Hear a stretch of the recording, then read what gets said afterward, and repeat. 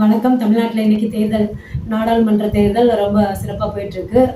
பாருங்க, நான் என்னுடைய ஜனநாயக கடமை ஆற்றிட்டேன். நான் ஓட்டு போட்டுட்டேன். 6 மணி வரைக்கும் டைம் இருக்கு. போடாதவங்க போய் போடுங்க. 6 மணி வரை அப்படின்னா இங்கே போய் நிற்கிறதுக்கு தான். 6 மணி வரை நிற்கிறவங்களுக்கு கையில் டோக்கன் கொடுத்துருவாங்க. ஓட்டு போடுறது 7 மணி ஆனாலும் 8 மணி ஆனாலும் அதை எவ்வளோ பேர் இருக்கிறோமோ அதை பொறுத்து. தமிழ்நாடு அப்படின்னு எடுத்துக்கிட்டிங்கன்னா 6.23 கோடி வாக்காளர்கள் இருக்காங்க. நம்மளுடைய சிஎம் காலையிலேயே எஸ்ஐஇடி காலேஜ் அங்கே அவருடைய மனைவியோட நடந்து வரிசையில் நின்று ஓட்டு போட்டார். அதே மாதிரி எதிர்கட்சி தலைவர் எடப்பாடி அவருடைய ஊரில் சேலமில் ஓட்டு போட்டாங்க.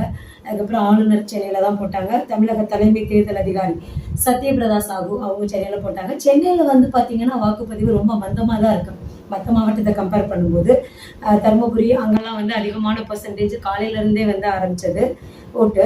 இப்போ இந்த வீடியோவுடைய லாஸ்ட்டில் உங்களுக்கு ஸ்க்ரீன்லேயே வரும். அந்த லிஸ்ட் கொடுத்துருக்குறேன் நான். தமிழ்நாட்டில் 39 மாவட்டங்களில் எவ்வளோ பர்சன்டேஜ் ஓட்டு இவ்வளோ நேரம் போல் ஆயிருக்கு அப்படிங்கிற லிஸ்ட் இருக்குது, நீங்கள் பார்த்துக்கலாம். இருந்தாலும் நான் எவ்வளவு போயிட்டுருக்கு ஒரு இது அப்படிங்கிறதுக்கு சொல்கிறேன். இப்போ சிவகங்கையில் பார்த்தீங்கன்னா 51.79%.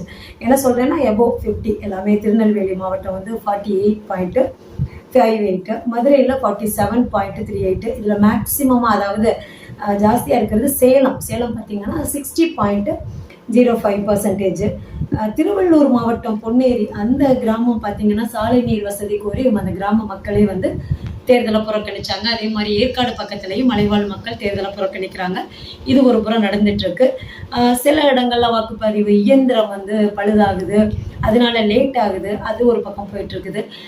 அரசியல்ல உள்ளவங்க, அரசியல் கட்சி தலைவர்கள், அது மாதிரி அரசியல் அதிகாரிகள் எல்லாருமே, இவன் நடிகர்கள், பிரபலங்கள் எல்லாரும் காலையில இருந்து அவங்களுடைய வாக்குப்பதிவை ஜனநாயக கடமை ஆற்றிக்கிட்டு இருக்காங்க. இதில் நடிகர் சூரி சொன்னார், எனக்கு ஓட்டு இல்லை அப்படிங்கிறது ரொம்ப கவலையான விஷயம்தான். சில பேருக்கு பார்த்தீங்கன்னா ஒரே ஆளுக்கு 2-3 ஐடி தொடர்ந்து அந்த மாதிரி ஆன்லைன் அப்படிங்கும்போது எது குளறுபடியில் அப்படி வந்திருக்கு. சில பேருக்கு பார்த்தீங்கன்னா ஓட்டு இல்லை அப்படிங்கிறது. இதில் இன்னும் கொஞ்சம் கவனமாக இருந்திருக்கலாம். தலைமை தேர்தல் அதிகாரி அவங்க தேர்தல் ஆணையம் கவனமாக இருந்திருக்கலாம். ஏன்னா ஓட்டு இல்லை அப்படின்னு இருக்கக்கூடாது.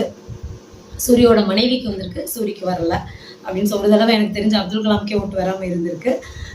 இப்போ முதல் வாக்களித்தவங்கெல்லாம் ரொம்பவே இன்ட்ரெஸ்டாக வாக்களிச்சிருக்கு. ரொம்ப அது இப்போ உள்ள தலைமுறை பிரில்லியன்ட்டு. கண்டிப்பாக அவங்களுக்கு நிறைய அரசியல் அறிவு இருக்குது, நிறைய தெரியுது. அவங்களுடைய அதாவது ஓட்டு எப்படின்னா நம்ம அப்பா அம்மா ரிலேஷன் இல்லை அவங்க சொல்கிறாங்க இவங்க சொல்கிறாங்களா இல்லை, நமக்கு தெரியும் எது சரி தவறு.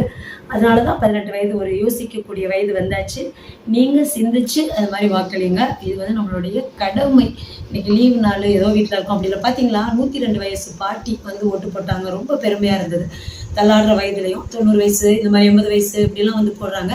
இன்னொன்று க்யூவில் நம்ம நிற்கிறோம் அப்படின்னா மாற்றுத்திறனாளி, அதே மாதிரி கொஞ்சம் வயதானவர்கள், இல்லை உடல்நல சரியில்லை அப்படின்னு நீங்கள் சொன்னீங்கன்னா க்யூவில் நீங்கள் கஷ்டப்பட வேண்டாம். அவங்களே முன்னால் போய் ஓட்டு போடுறதுக்கு அனுமதி கொடுக்குறாங்க. அதே மாதிரி உங்களுக்கு தெரியும், மொபைல் இருந்தால் நான் சொல்கிறேன், மொபைல் நாட் அலோடு. இது முன்னே நம்ம ஃபோன் பேசுறதுக்கு மட்டும் யூஸ் பண்ணோம். இப்போ ஃபோன்லேயே கேமராலேருந்து எல்லாமே வச்சுருக்குறோம். ஸோ ஃபோன் நாட் அலோடு, எடுத்துகிட்டு போகாதீங்க.